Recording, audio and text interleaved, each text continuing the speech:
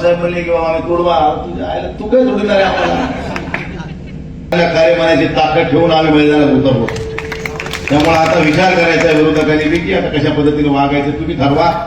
तुम्ही जसं म्हणताल तसं, आमचं काय नाही. आणि विरोधी पक्षात नाहीत, आता आपण सत्ताधारी पक्षात आहे, याचं आता भान ठेवा. आता कोणाला कसं नीट करायचंय ते आता आमच्यावर सोडा, तुम्ही त्याची चिंता करू नका. हे दोन व्यक्ती सोडल्या तर बाकी कोणाच्या बापाला मोजायची गरज नाही. त्यामुळे त्याला कसं करून उरायचं कोणाला ते आम्ही माझे ठरेल, आपण करून करू सगळं. पहिल्याचा दोहा होता पाटील सर, माती कहे कुंभार से तू क्या रोने मोहे, ऐसा एक दिन आएगा मैं रोलूंगी तोहे, टूटे से फिर ये ना जुड़े जुड़े तो गाठ पड़ जाए. आता तुटले, आता किती जरी काही केलं तरी ते जुटणार नाही, त्या गाठीच पडणार आहे. त्या गाठी घालून छत्रपती शिवाजी महाराज, परमपूज्य डॉक्टर बाबासाहेब आंबेडकर, महात्मा ज्योतिबा फुले, पुण्यश्लोक अहिल्याबाई होळकर, लोकशाहीर अण्णाभाऊ साठे, सर्व महान विभूतींना या ठिकाणी प्रथम अभिवादन करतो. वंदनीय शिवसेना प्रमुख सन्माननीय बाळासाहेब ठाकरे यांना अभिवादन करतो. आणि आजच्या या म्हणजे कुठल्याही नियोजित नव्हती ही बैठक, फक्त आज येताना मी यायलो म्हणून कळाल्यानंतर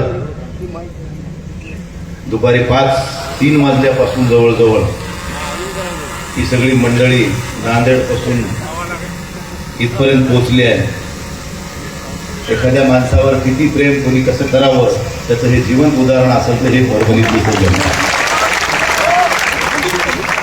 आणि म्हणून या कार्यक्रमाच्या अनुषंगाने व्यासपीठावर विराजमान नवनिर्वाचित आमदार आदरणीय सैयद खान, जिल्हा प्रमुख आनंदराव भरोसे, विशालराव कदम, गंगाप्रसाद जानेराव, डॉक्टर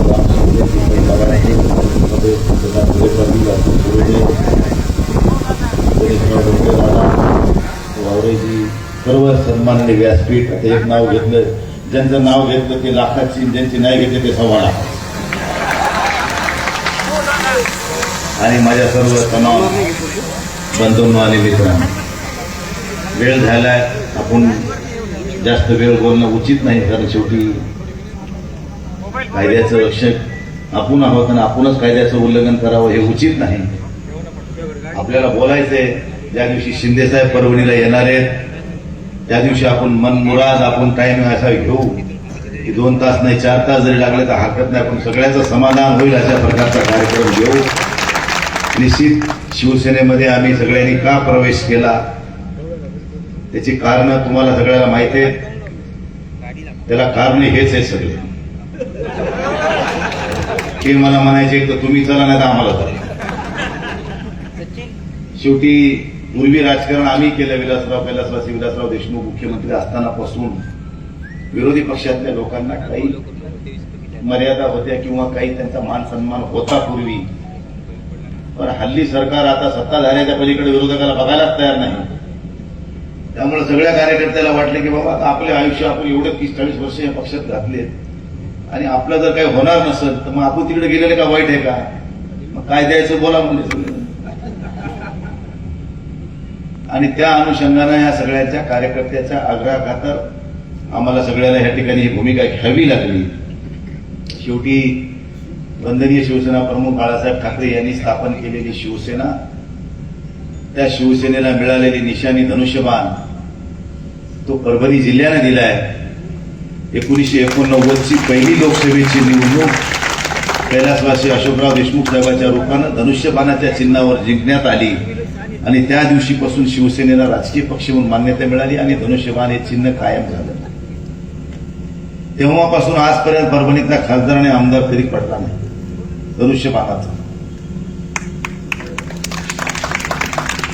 परंतु प्रसंगानुसार काही प्रसंग असे आले 22ला, काही राजकीय 19ला प्रसंग असे आले की नंतर राजकीय समीकरण बदलले, आघाड्या युतीच्या आघाड्या झाल्या, नंतर बिघाड्या झाल्या, नंतर बंड झालं.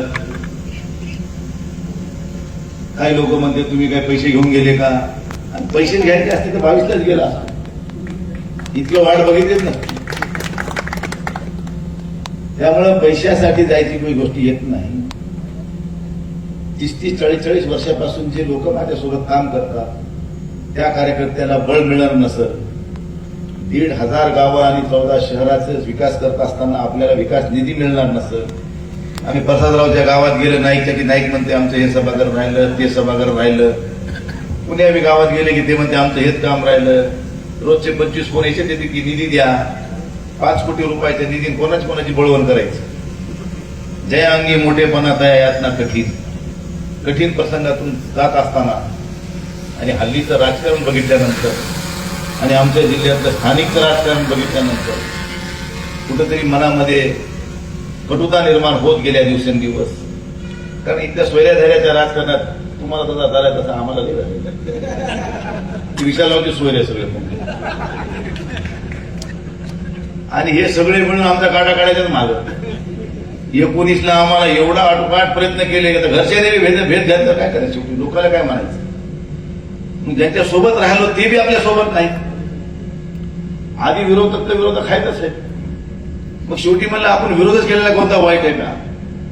आणि मग सगळ्या कार्यकर्त्याची मानसिकता झाली 2-4 महिन्यापासून की साहेब एकदा काय व्हायचं होऊ द्या, पण एकदा तुम्ही भूमिका घ्या, आम्ही तुमच्या सोबत आहे.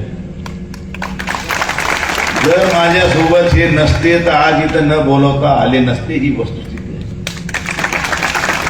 त्यामुळे आपल्याला भविष्यामध्ये आता 3 वर्षाचा कार्यकाळ आपल्याजवळ आहे, पुढची निवडणूक लागायच्या अगोदरचा, आणि त्या काळामध्ये आपल्याला चांगल्या प्रकारचं विकासात्मक दृष्टिकोन डोळ्यासमोर ठेवून चांगली कामं करायची, कार्यकर्त्याला बी बळ द्यायचे. शेवटी सेनापती किती जरी लढवाया असला आणि कार्यकर्त्याला जर बळत नाही की त्या ताकदच नसेल तर ते लढल कसा. त्यामुळे त्या कार्यकर्त्याचा सुद्धा विचार करणं आता काळाची गरज झालेली आहे. आणि त्या सय्यदभाईच्या पक्षानं सध्या जे जुन्या पक्षाने त्या महायुतीच्या लोकांनी जेव्हा पूर्वीच्या की आम्हाला सगळं फळं करून सोडलं, विरोधकाला काही मोजायचंच नाही, सगळा माल हे थांबू लागले. मी मला आता उगा आपण कोरड्या एवढ्या उड्या मारून का उपयोग नाही. आमचा कृष्णा राऊत म्हणला साहेब चला ना तिकडे, इकडे काय राहिले. ते या सगळ्याच्या भावनाचा आदर करून आम्हाला वंदनीय बाळासाहेबांनी स्थापन केलेल्या शिवसेनेमध्ये प्रवेश करण्याची संधी आज आम्हाला मिळाली. आणि आज आम्ही त्या ठिकाणी रीतसर प्रवेश केला आणि त्या ठिकाणाहून इथं आलो. थोडा येण्यासाठी उशीर झाला, त्याबद्दल सगळ्यांची माफी मागतो. पण कसं असते, येणं आपल्या हातचं नसतं. तिथे गेलो, आमचा कार्यक्रम 2-3 वाजता संपायचा होता, ते सुरूच झालं 5-6ला. विमानतळाला आलं, ते म्हणलं अर्धा तास उशीर आहे विमानाला निघायला.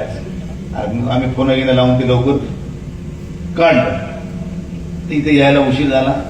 आता वेळ बरीच झालेली आहे. त्यामुळे तुम्ही जर एवढं प्रेम माझ्यावर करता, लोकांकडे भले पैसे असतील पण ही पैशाने विकत घेतलेली माणसं नाही, ती सोन्यापेक्षा बी महत्वाची माणसं आहेत आणि हे सगळ्याच्या नशिबात नसतात.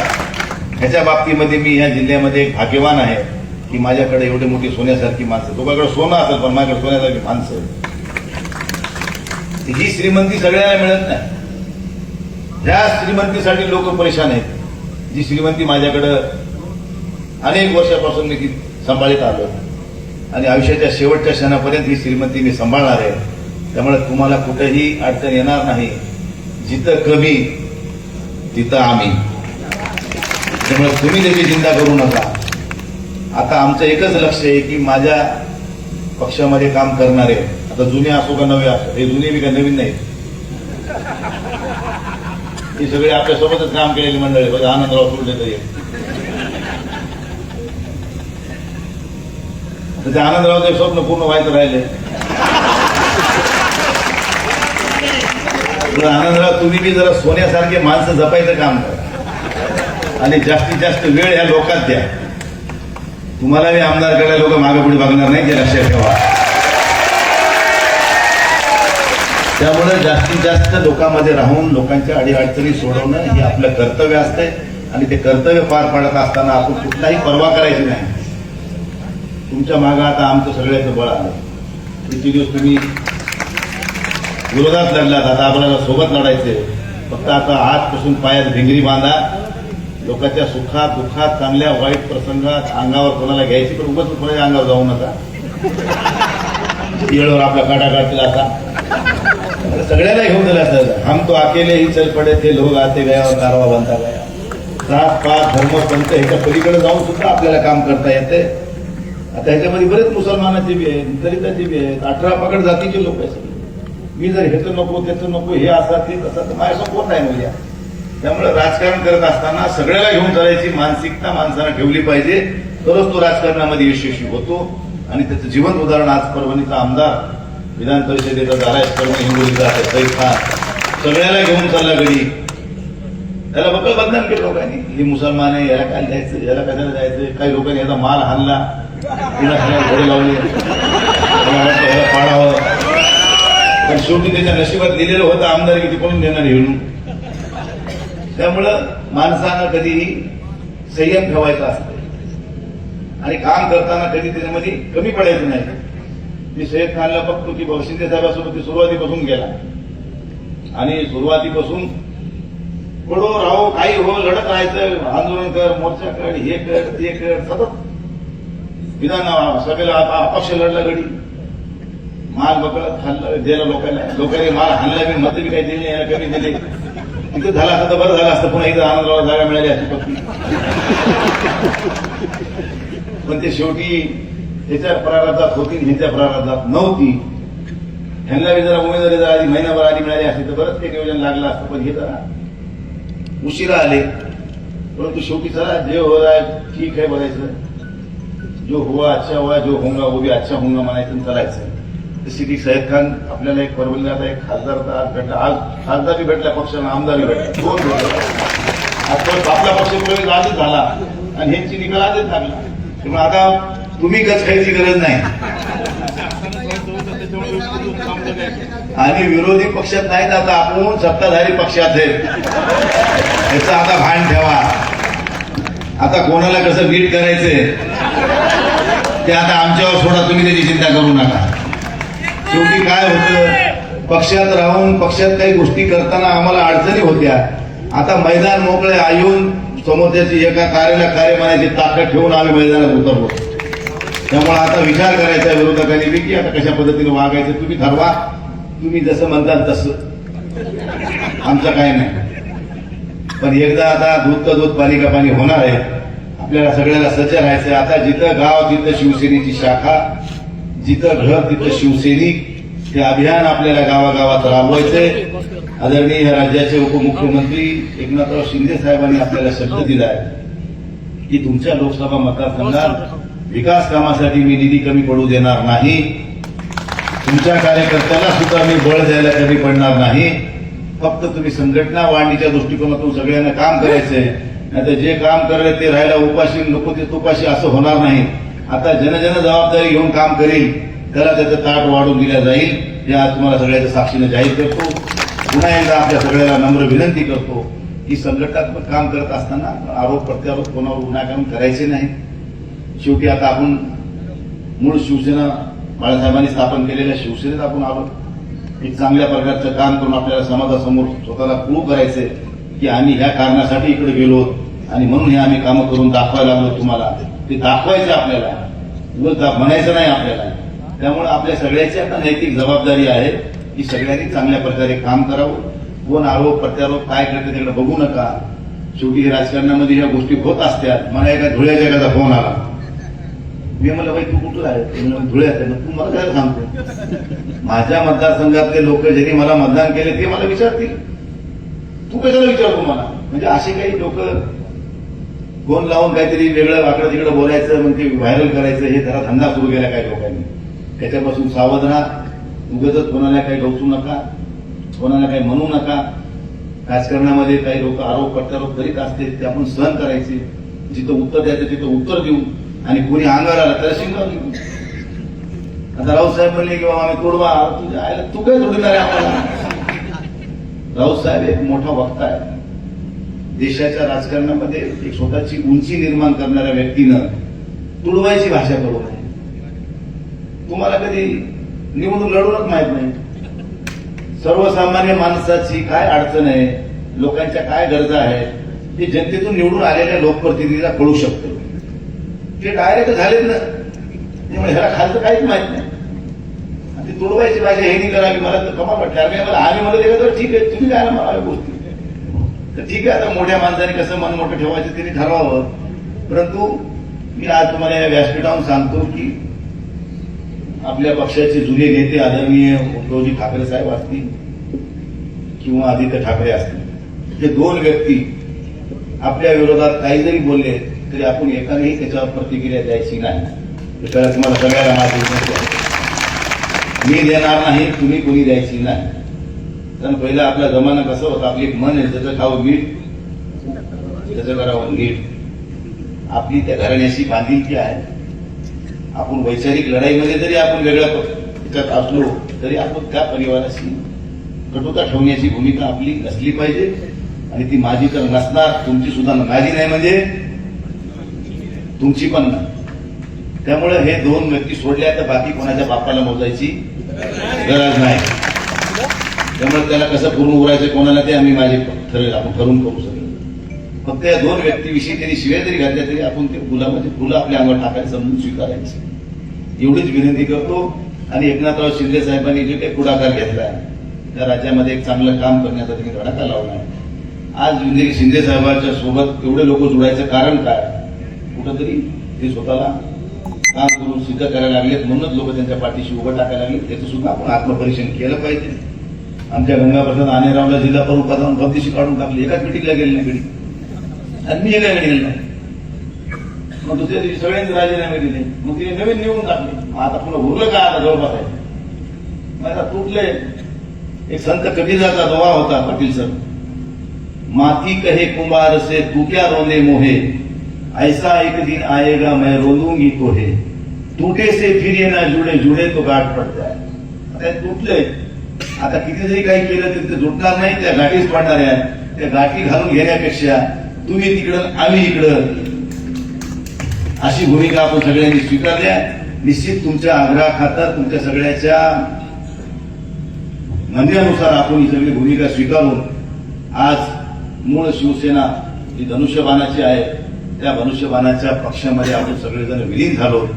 आणि त्या अनुषंगानं आपण सगळेजण आता ह्याच्या पुढे आपल्याला एक चांगल्या प्रकारचं काम करून त्या जिल्ह्यामध्ये शिवसेनेचा आमदार, शिवसेनेचा खासदार निवडून आणण्याची जबाबदारी आपली सगळ्याची असणार आहे. त्यामुळे आता ह्या सगळ्या संघटित होऊन आपल्याला सगळ्यांना काम करायचंय. जुना नवा कुठलाही वाद न घालता सगळ्याला सोबत घेऊन एक चांगल्या प्रकारचं काम करून, आपल्याला काही सवय आहे त्या गोष्टीची, त्यामुळे त्याची चिंता करायचं कारण नाही. आणि हे जे आता तिकडं जुने आहेत ते आपलेच आहेत, त्याची चिंता करायची कारण नाही. आपण सगळ्याजणांनी मिळून एक चांगल्या प्रकारचं काम करून एक चांगली विश्वासार्हता या जिल्ह्यामध्ये आपल्यावर लोकांचा विश्वास आहे. विश्वास नसला तर रात्री दुपारी 3 वाजल्यापासून रात्री 12 वाजेपर्यंत एवढे लोक कशासाठी तिथे कोणी कोणासाठी येणं, पैसे देऊन येणं लोक, जे फुकट आहे आपलं चाललंय, आपलं फुकट नाही चाललंय. तर ह्याच्यासाठी आम्ही 24 तास अवेलेबल आहेत. रात्री 2ला जरी फोन आला तरी आम्ही त्याला उत्तर देतो, त्याचं काम करतो. म्हणून हे लोक आज रात्री आमच्यासाठी उभे राहतील, हे याचं प्रतीक आहे. त्यामुळे आपल्या सगळ्यांचे पुन्हा एकदा मनस्वी आभार मानतो. आणि सगळ्याला या ठिकाणी एक विनंती करतो की आपल्यासोबत एकजुटीने काम करायचंय. याची आपण सगळ्यांनी एकदा आता हात वरी करून सगळ्यांनी ग्वाही दिली पाहिजे. सगळे खालचे वरचे बघ, कोणी राहिले का भागामध्ये जरा हे वगैरे मीडियावाला घे जरा फोटो. आम्ही सगळे एकनाथराव शिंदे साहेब आणि आमचे डॉक्टर श्रीकांत शिंदे यांच्या सोबत राहून पक्ष संघटनेसाठी आम्ही सगळं योगदान देणारे. आज आम्ही अशा प्रकारची शपथ घेतो आणि या ठिकाणी थांबतो. आपल्या सगळ्यांचं पुन्हा एकदा मनस्वी आभार.